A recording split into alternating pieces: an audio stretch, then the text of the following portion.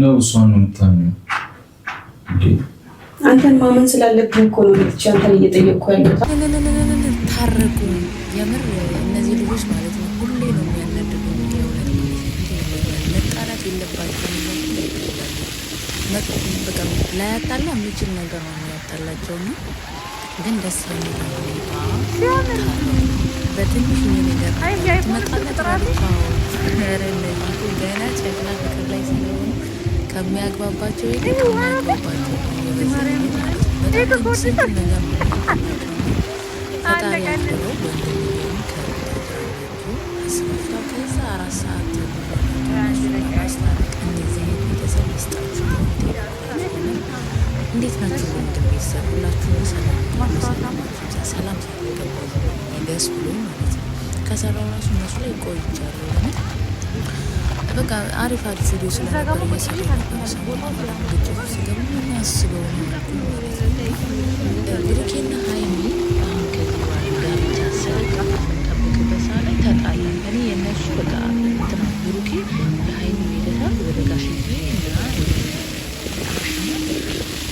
እንትን ምንድነው ሽማግሌ ላኩኝ የሚልበት ቀን ነው እየጠበቃለ እንጂ አሁን ተጣላ ማስታወቅን እንትና መጣ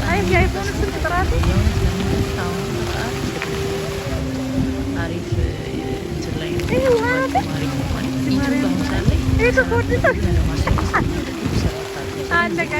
ትዳርም ይዘው ቢቀመጡ አሪፍ ነገር። ኢትዮጵያ ላይ ደግሞ የሆነ ነገር ካላችሁ ማንም ሰው ልጆቹ አሁን አሪፍ አቋም ላይ ስለሆነ ያሉ ቢጋቡ ምንም ያንሳቸው ከነሱ ያነሱ ይጋዛሉ። ግን ሁለቱም ልጆች በእድሜ ያለመውሰድ ደግሞ ነገር ትዳሩ ልትወልድ አካባቢ ያለ እንትን ያለ ሰላም ና እነዚህ ልጆቹ በእድሜ ካልደሰሉ እነዚህ ትንሽ ነገሮች የሚያጋጫቸው ከሆነ ነገር ቢጋቡ ማሆኑ ትንሽዬዋ ነገር ያጋጫቸዋል። አንዳንዴ እድሜ በጣም ወሳኝ ነገር በእድሜ መብሰል ማለት ትልቅ ነው።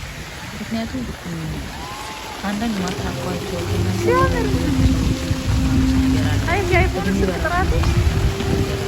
ህይወት በራሱ ማስተራራቸው ነገር አለ። እነዛን ነገሮች እነዛን